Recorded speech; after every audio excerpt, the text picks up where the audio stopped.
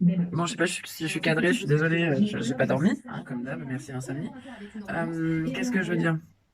Ouais, il parlait de schizophrénie, très très intéressant. Je suis tombée dessus par hasard.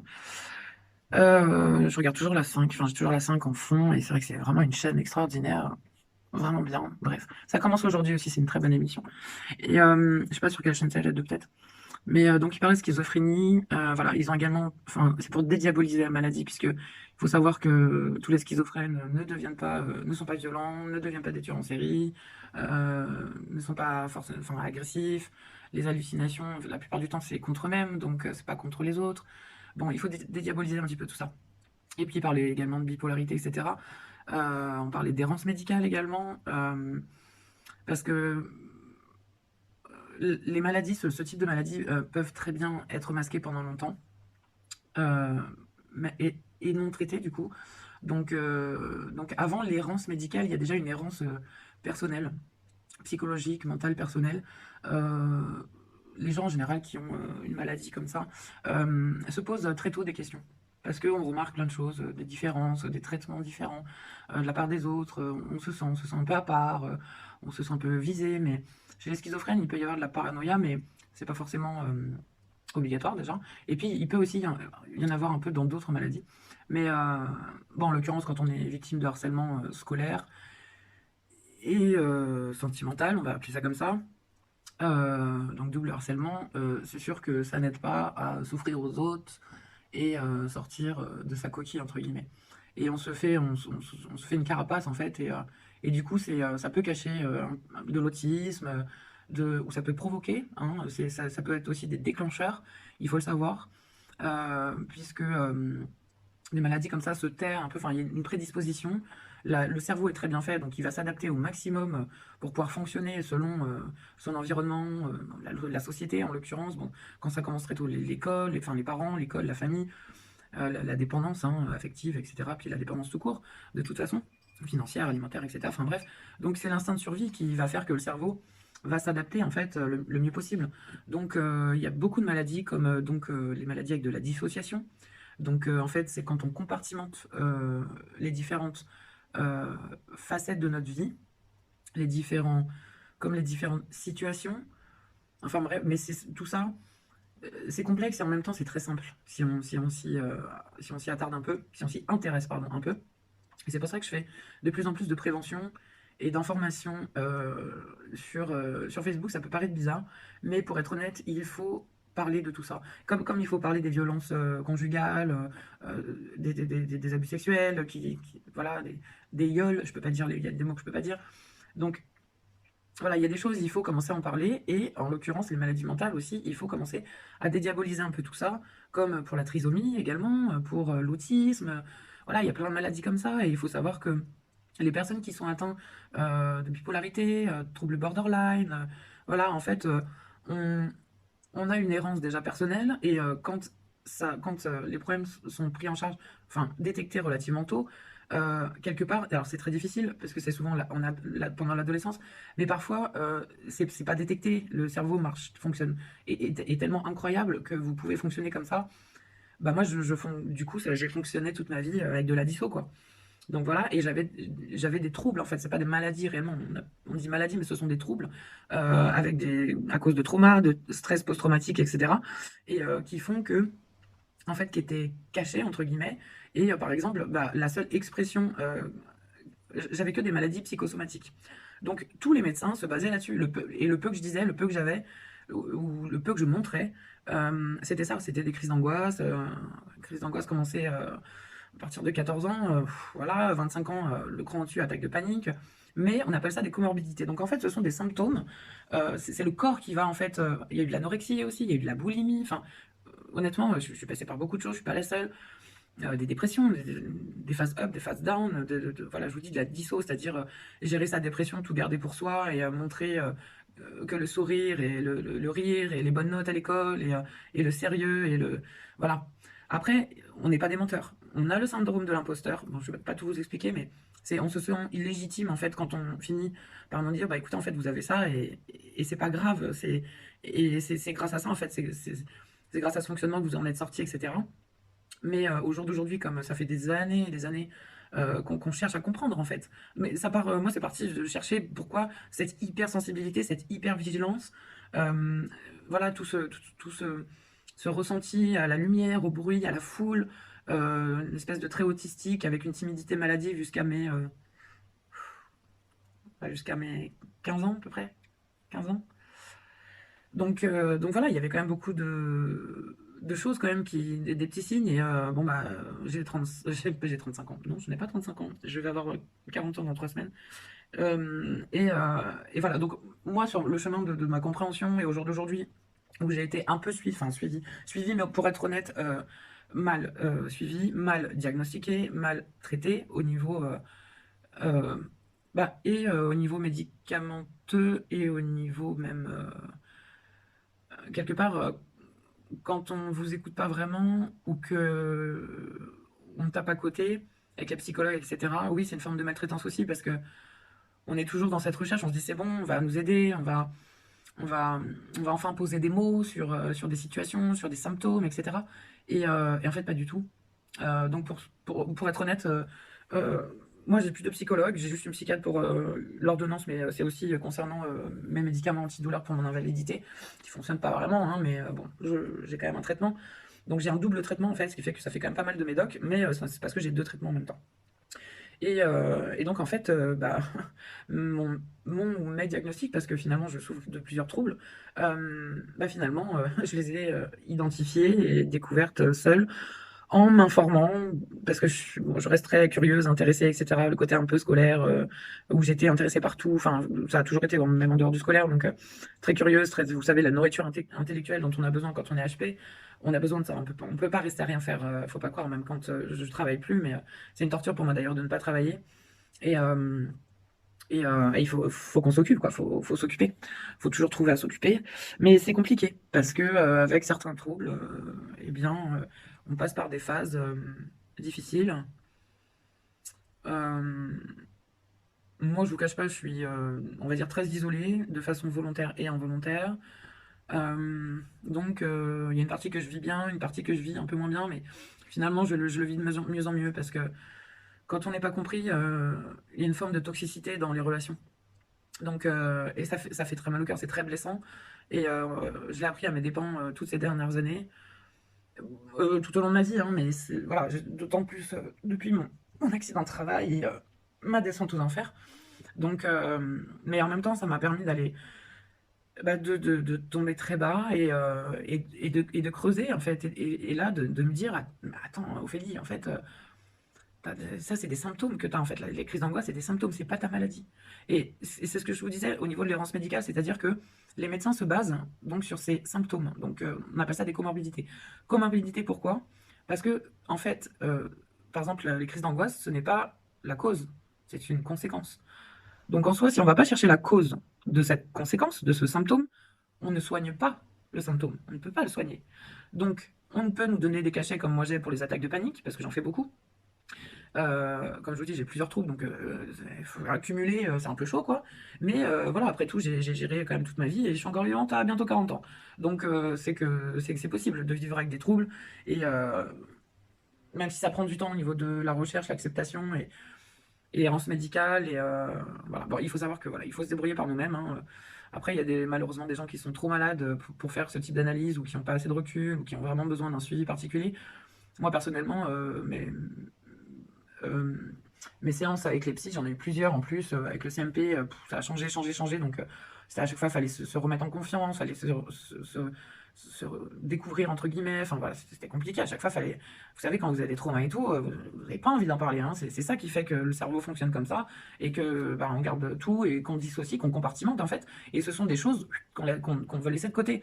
Donc on vient, on parle, honnêtement, on est très doué on appelle ça du masking, on est très doué pour parler de choses, enfin détourner les conversations en fait, pour ne pas toucher au corps sensible ou trop sensible. Jusqu'à ce que, bah, en effet, on touche le fond et que là on se dit ah ouais, ok. Et puis, euh, et puis on refait un peu le fil de sa vie. Et puis là on se dit ah mais ok, mais ça c'était pas normal en fait. Ok, bon. Et puis ça non plus. Ah, et puis c'est vrai que j'ai vécu ça. Ah, puis machin. Attention, c'est pas de la victimisation, c'est de la prise de conscience en fait.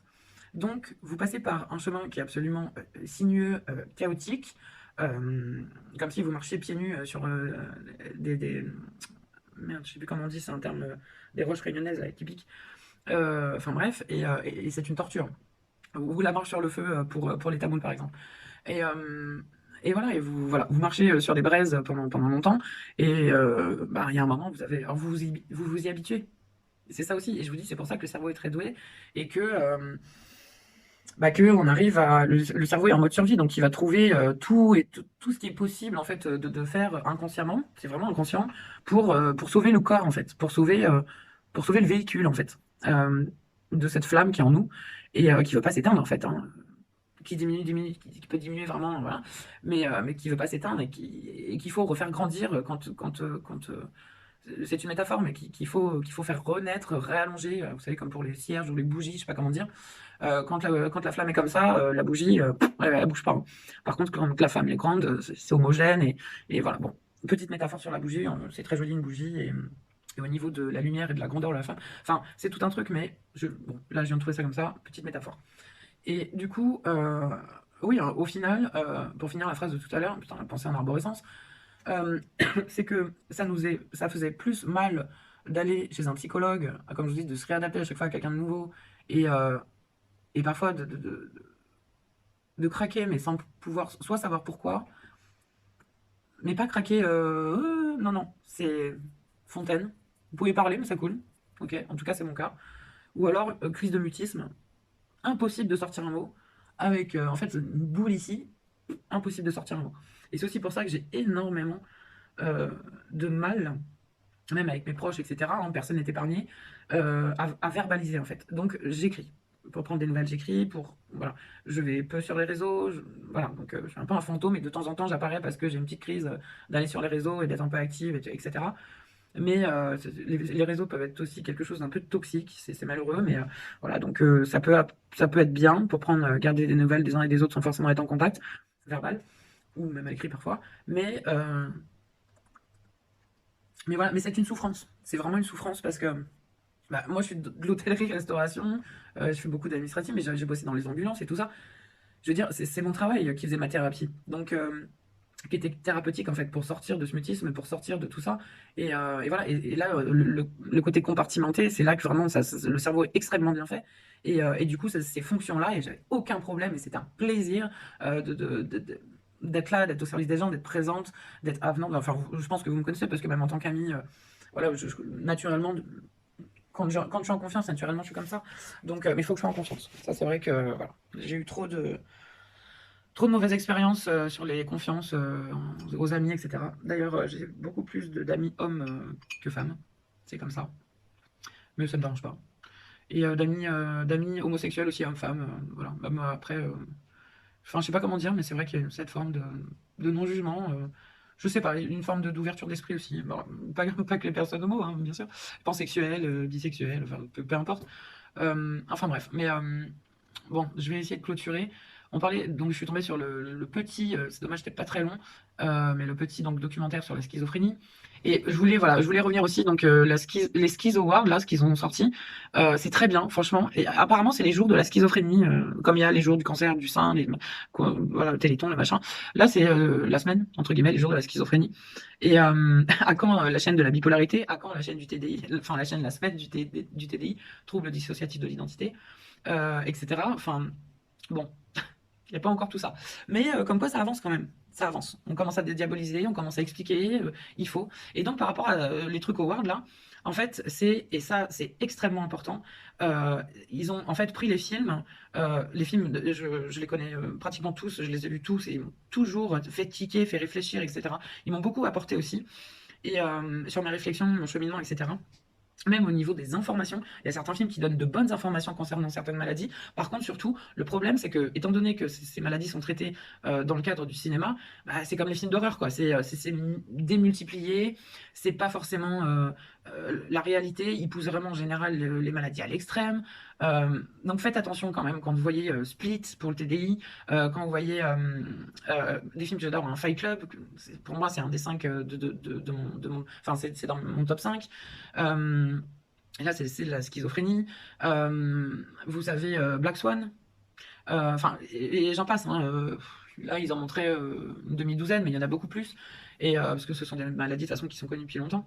Et, euh, et voilà, et peut-être même dans bah, la psychopathie, avec le manque d'empathie, etc., avec les films d'horreur, par exemple, enfin, Scream et tout ça. Enfin, des fois, c'est détourné en mode film d'horreur, mais ils se sont basés sur certains, pour beaucoup en fait, sur des maladies en fait. Regardez, je crois que c'est Food Irene. Je crois que c'est Food Irene. Enfin, je crois que c'est où Jim Carrey, il a cette double. Je sais plus dans quel film c'est, il me semble que c'est ça. Il a ces deux personnalités en fait. Il a deux personnalités et voilà, c'est pas forcément de la schizophrénie. Il y a différents diagnostics et de toute façon, voilà, il faut du temps. C'est pour ça qu'on parle d'errance médicale. Il faut du temps et il faut des bons. Au niveau des docteurs, il faut des bons, il faut des gens informés. Il faut savoir qu'il y a les DSM 4 et 5 notamment, qui sont récents, qui sont des bouquins qui répertorient les maladies mentales, beaucoup, enfin pour beaucoup, enfin voilà, comme quoi c'est reconnu, c'est même reconnu au niveau où on vous fait des radios, des IRM, etc. Et c'est prouvé cliniquement que votre cerveau en fait fonctionne différemment. Vous n'êtes pas fou, c'est pas de la folie, c'est que votre cerveau, à un moment, il est obligé de s'adapter à quelque chose et à différentes situations. Bah, il a fait comme il peut pour survivre en fait. Le cerveau a une capacité d'instinct de survie de dingue. Donc c'est vraiment le moteur de ce véhicule qui est le corps, quoi. Donc, enfin bref, tout ça pour dire que franchement, je sais que je poste beaucoup de choses maintenant sur la psychologie et tout ça, pas que, mais pas mal, mais parce que vraiment, il faut, il faut en parler, il faut dédiaboliser tout ça, il faut expliquer parce que il y a trop de préjugés, il y a trop de gens qui sont dans le déni, qui comprennent pas. C'est malheureux parce que eux en souffrent, mais c'est surtout les gens qui sont malades, les gens qui sont atteints de troubles qui en souffrent. Et c'est vraiment une souffrance terrible. Et ça n'arrange en rien les comorbidités, donc comme je vous disais, les symptômes. Les troubles sont là. Les troubles, pour certains, quelques médicaments peuvent aider, mais on peut pas en guérir en fait, un trouble, un trauma, c'est quelque chose qui est ancré en vous, comme presque qui devient génétique, je sais pas comment dire, qui fait partie de vous, et c'est pas quelque chose qu'on peut effacer. Il faut apprendre à vivre avec. Comme mon invalidité, où j'ai dû apprendre à vivre avec. Et il y a tout pareil, cette période de recherche, d'acceptation, on s'adapte, le corps, euh, euh, on appelle ça compenser. Moi, je compense du coup beaucoup bah, du côté gauche pour porter, pour tout ça, parce que le bras droit, ça peut déclencher des crises, puisque c'est une maladie chronique. Donc, voilà, c'est pour dire que ce soit d'ailleurs dans les maladies pardon, physiques ou mentales, il y a beaucoup de similitudes au niveau de, de la recherche, de la compréhension, du besoin d'être reconnu aussi, d'avoir les mots, surtout poser des mots sur des choses. Ça soulage tellement. Et de se dire aussi qu'on n'est pas seul. Trouver des gens qui. Oh là là, ça soulage quoi. On se dit, ah ouais, ok, je suis pas toute seule à vivre ça. Je suis pas, je suis pas folle, je suis pas. Je suis abîmée. On est tous abîmés par la vie. Euh, mais certains plus que d'autres, ou différemment. Chacun voilà, vit les choses différemment, même dans une même famille. Deux enfants d'une même famille, ou plus d'enfants d'une même famille, n'aura pas la même éducation, parce que les parents, enfin, voilà, ce sera pas le même environnement. Les parents auront peut-être des comportements différents. Enfin, vous voyez. Donc, même deux jumeaux ou des jumelles n'auront pas les mêmes ressentis, les mêmes vécus de choses qui peuvent pourtant paraître similaires, etc. Bref, donc bon, c'est pas mal d'exemples et c'est pas mal de sujets plus ou moins traités en même temps, mais vous savez, la pensée en arborescence, ça peut mener très loin.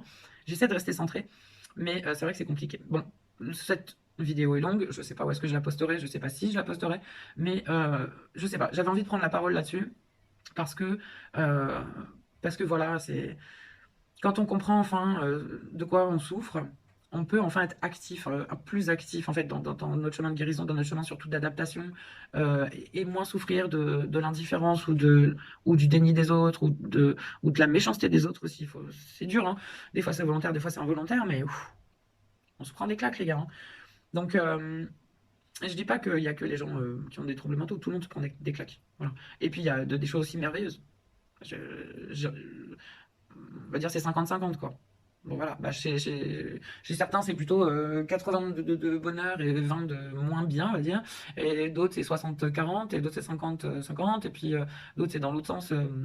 Bon bref, pour les exemples. Bon, moi je vais finir mon petit café.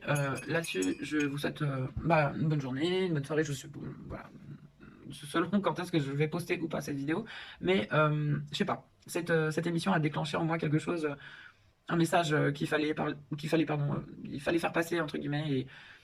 Et je pense qu'il est important, ça fait partie du bien-être, comme la kiné, comme les massages, comme la bonne alimentation, comme l'affection, l'entourage, l'amour des animaux, enfin voilà, toutes ces choses qui vous apportent du bien-être en fait, par les plantes, par le sport, par voilà, ben, il y a plein de gens qui ont des troubles et qui font des activités qui font que ça calme les symptômes en fait, ça calme les troubles, voilà. Et les addictions aussi, addiction, drogue, etc. Donc tout ça, et surtout si jamais vous avez aussi des enfants, si vous êtes parent, essayez vraiment d'être attentif à ce type de signes, sans être forcément hyper alarmé, hyper vigilant, mais soyez vigilant. Et surtout au niveau du harcèlement, c'est tellement encore pire aujourd'hui avec les réseaux et tout, que vraiment essayez tant pis de creuser, d'être à l'écoute, voilà, de creuser un peu s'il y a un problème, s'il y a, pareil, s'il y a des violences dans tout âge, dans les couples, violences aux enfants, maltraitance, enfin il y a des choses, des fois, bon après, le diable se cache dans les détails, donc, ou comme on dit, c'est quoi, l'enfer est pavé de bonnes intentions, donc oui, il y a beaucoup de gens qui malheureusement passent pour les mecs les plus, bref, moi, parce que moi j'ai une personne en tête, mais des gens qui paraissent tellement bienveillants, serviables, etc. Et qui derrière sont des monstres, mais vraiment des monstres.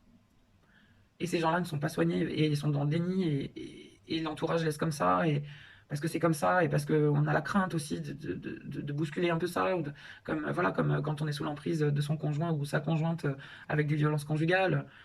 Ne pas blâmer les gens qui sont... C'est eux les victimes, voilà. C'est eux les victimes, c'est nous les victimes. Vous êtes victime aussi, vous pouvez être victime. Et voilà, bref, il y aurait tellement à dire. Tellement. Bref. Mais voilà, vraiment d'être attentif. Et pas que. C'est bien de commencer dès le très jeune âge avec les enfants, mais y compris avec ses proches, même avec l'âge qui avance. Moi, j'ai découvert mes réels diagnostics à partir de mes 38 ans. Et j'ai eu une errance médicale de toute ma vie, on va dire, et entre guillemets, surtout entre mes 35 et 38 ans, où là, j'ai commencé à être suivi, entre guillemets. Et il y a des choses qui m'ont apporté parce que j'ai été aussi dans un centre de santé mentale. Donc ça, c'est vous y allez, vous faites des activités, vous avez des séances, mais c'est pas de l'hôpital de jour. C'est-à-dire vous y allez pas pour faire des mandalas quoi. Vous y allez, vous travaillez sur des thématiques, c'est vraiment quelque chose de profond. Vous faites de la TCC, vous êtes suivi par un autre psychiatre, une coordinatrice. Enfin voilà, c'était génial, ça s'est très bien passé, ça a duré 3 ans et ça m'a énormément aidé. Et je faisais plein de choses à côté aussi, j'étais beaucoup plus active, enfin différemment active. Et, et voilà, et au final, bah écoutez, c'est via beaucoup les réseaux que, waouh, là on se dit, waouh, je suis pas toute seule à vivre ça. On n'est pas seul à vivre ça, putain. Et ah ouais, oui, ok, ça vient de là. Ok, des corrélations, des amnésies qui sautent, c'est dur, une amnésie traumatique, quand ça pète. Parce que je vous dis, le cerveau compartimente et fait exprès d'oublier certaines choses. Ça peut arriver aussi dans d'autres cas, des cas traumatisants, on a comme des blackouts, en fait on se souvient pas, et puis d'un seul coup, paf, ça vous revient dans un cauchemar, ça vous revient dans une image, ça vous revient dans un ressenti, ça vous revient dans une odeur, ça peut revenir un truc dans une série, enfin, et voilà. Et au fur et à mesure, vous analysez, et là, plus vous creusez, plus vous intéressez, plus vous écoutez aussi votre corps, vous écoutez votre mental, ça c'est très important. J'ai fait plusieurs burn-out, hein, parce que quand on n'écoute pas, quand le cerveau n'écoute pas le corps, il y a un moment où la corde elle lâche.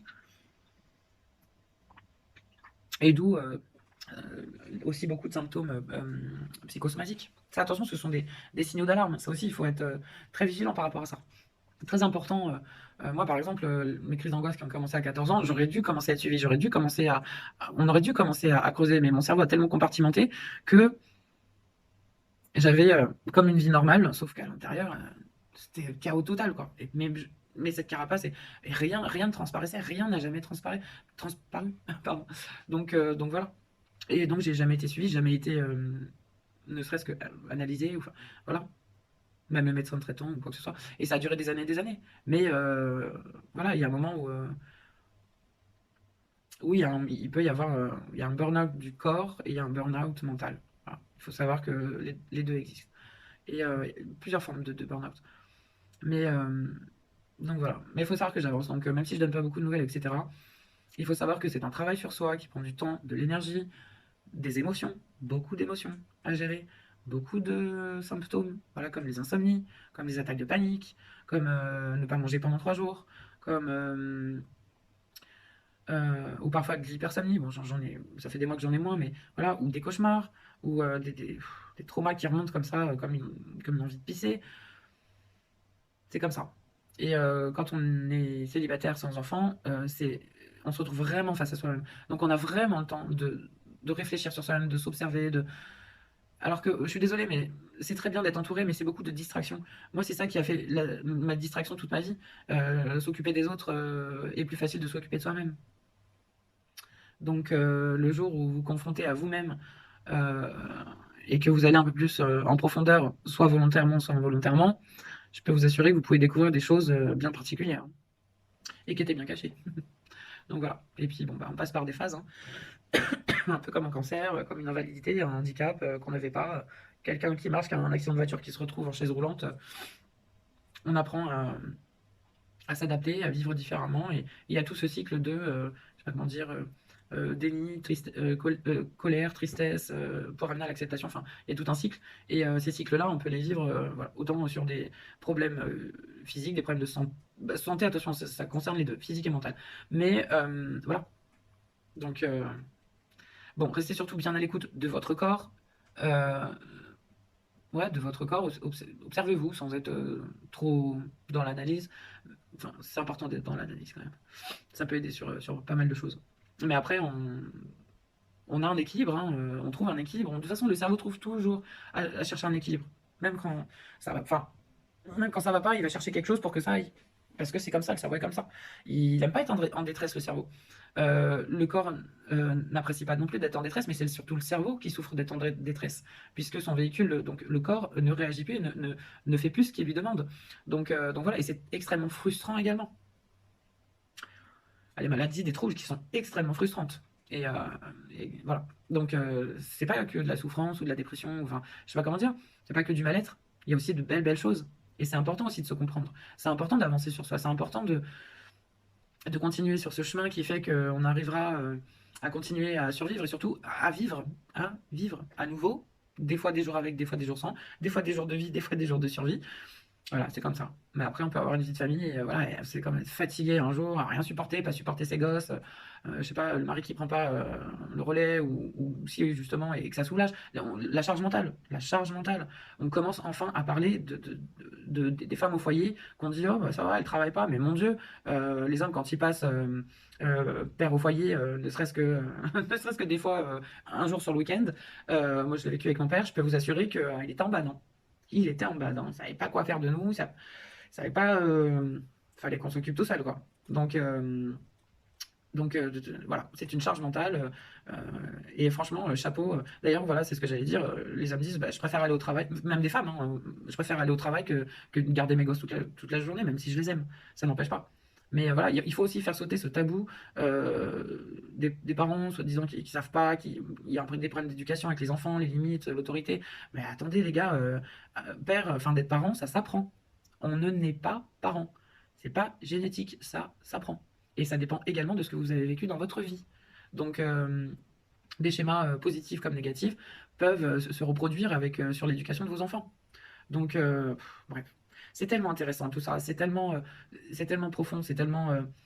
le cerveau et le corps, ce sont deux machines qui fonctionnent ensemble, mais deux machines à part entière, et qui doivent aussi collaborer, entre guillemets. Et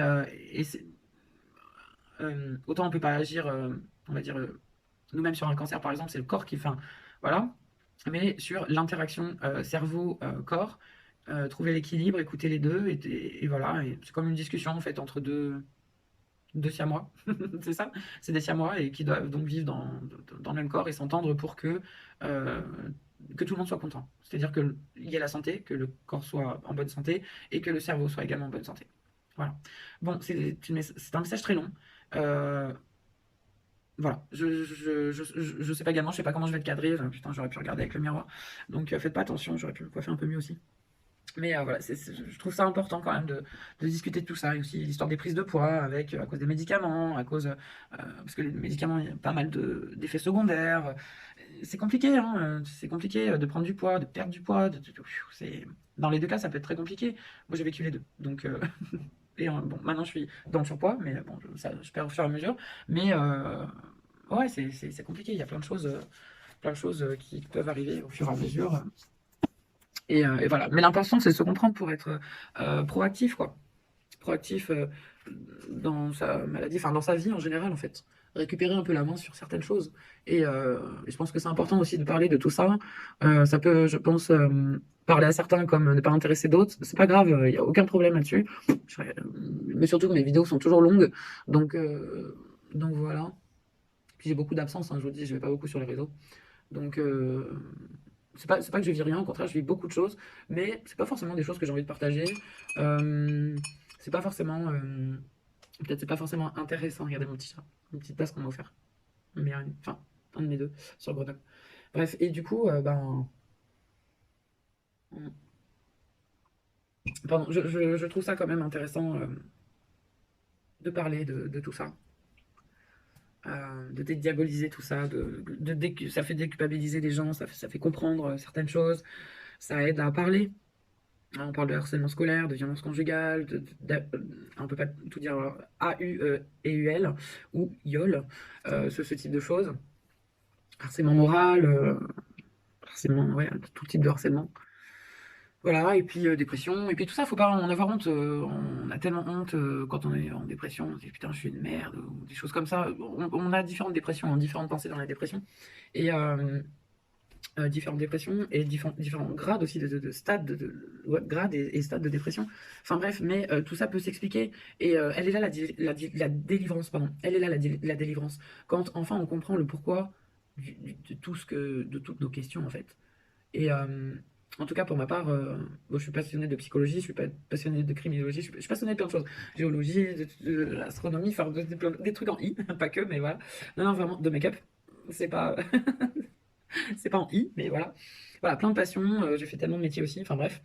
Bah, l'hôtellerie-restauration, les voyages, rencontrer du monde, la gastronomie. Enfin voilà, voilà. Ma vie est riche, même si je montre pas forcément des choses, même si j'ai beaucoup moins. Enfin, j'ai des activités différentes d'avant. C'est pas que j'ai beaucoup moins d'activités, c'est que mes activités sont différentes. Donc des fois, c'est pas compris. Bah, pourquoi tu restes chez toi, va faire une balade. Bah oui, mais moi, mon intérêt, là, il va être de regarder une conférence sur Internet et d'écrire sur un cahier. Bah, je vais pas faire ça dans un parc. D'écouter de la musique, de danser. Bah, je danse chez moi, tranquille, toute seule. Euh, euh, je sais pas comment dire, je vais pas aller danser devant tout le monde dans un parc, enfin, par exemple. C'est des trucs anodins, mais c'est des choses comme ça. Et attention, c'est très difficile et c'est très culpabilisant de dire à quelqu'un, va faire un tour dans un parc, sachant que la personne souffre d'agoraphobie, par exemple. Donc, la peur de l'extérieur. Parce qu'il y a de l'hypervigilance, etc.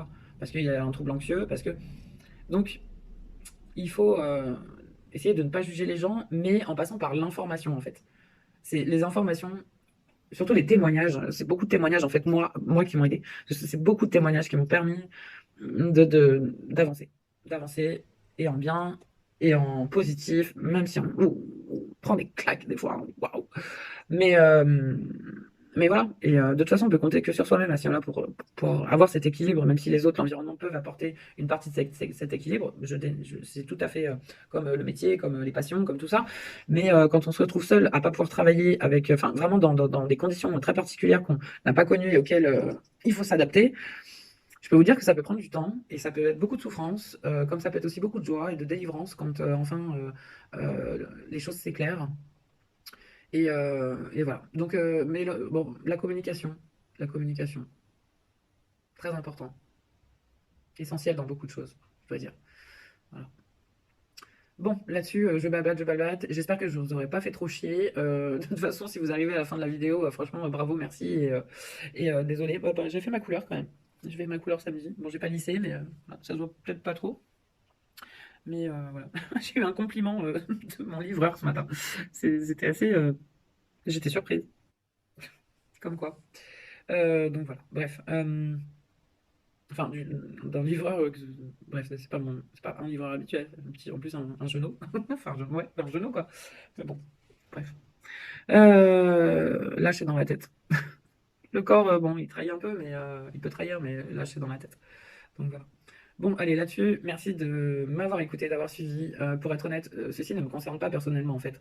C'est vraiment aussi une façon de témoigner pour, voilà. Il faut faire de l'information. Il faut faire des témoignages, même si c'est difficile. Il faut pas croire que là, de prendre la parole, ce soit facile pour moi, bien au contraire. Euh, et, euh, et voilà quoi. Bon. En tout cas, je vous souhaite à tous une bonne santé mentale, physique, que vos proches aillent bien. Bon ramadan à tous ceux qui peuvent le faire. Euh, voilà, et voilà. Et la vie est belle. La vie peut être un peu merdique aussi, ou des fois beaucoup merdique. Mais voilà, c'est des hauts, des bas, et c'est comme ça. Mais ça nous fait grandir. Tout ça nous fait grandir. Surtout si on ne vit pas dans le déni, en fait. Le déni est quelque chose de très, très toxique. Très, très toxique. Ça peut aider un moment, mais le jour où ça vous retombe sur la gueule, je peux vous dire que prenez cher. Donc ce type de témoignage peut faire sortir aussi du déni, de faire de l'information et servir, j'espère, ouais, c'est prendre la parole, quoi. Si ça peut servir à quelqu'un, bah, bah c'est ne serait-ce qu'une personne, un enfant, une personne de tout âge. Voilà, si ça peut servir à quelqu'un, bah tant mieux, il faut le faire. N'hésitez pas à passer des messages aussi. Voilà, on met pas que sur les réseaux, on met souvent que le positif, que machin, les photos, la joie, le machin, la bonne bouffe. Bon voilà, bah mettez aussi quand ça va pas. Moi là ça va. À part que j'ai pas dormi depuis 4, 25, 26, 27 heures, mais d'où ma gueule éclatée. Mais à côté de ça, vous voyez, j'ai toute ma tête et voilà, et je suis cohérente et je tape pas des délires. Et voilà, il me reste de la force. Euh, Comme quoi j'ai un sacré mental. Et ça, par exemple, c'est aussi une découverte. De se dire, putain, mais j'ai un mental de dingue, j'ai un cerveau de dingue. Sans prétention, hein, attention, sans prétention. C'est juste, waouh, waouh, la puissance du cerveau, la puissance du corps. Prendre conscience de tout ça, la puissance de l'environnement, euh, des interactions sociales, animales, etc. Je peux vous dire que, ouais. Mais bon. Donc voilà, il serait temps que je clôture. Je vous fais d'énormes bisous. Je ferai peut-être un montage par rapport à ce que je dis, je sais pas où je balance tout, et puis je suis désolé, moi je suis un peu comme ça, je balance tout, et vous démerdez avec ce que je vous dis. Mais là-dessus, bon bah, je pense fort à vous. Je ne dis personne. Je vous embrasse tous. Euh, voilà, je vous souhaite tout de bon et je pense à vous. Je sais pas si je me répète, mais voilà. Bah, je vous aime très fort. Prenez bien soin de vous et c'est important. Et n'hésitez pas à parler surtout. Voilà, que ce soit dans le bien comme dans le moins bien. Ok? Ou dans le mal. Ok? Enfin dans le mal. Voilà. N'hésitez pas à parler, à oser prendre la parole, même si ça peut être très difficile. La preuve en est, on peut y arriver. Allez, je vous souhaite une bonne journée, une bonne soirée, je sais pas exactement. Mais voilà. Et je vous aime fort. Et je vous dis à bientôt. Bye.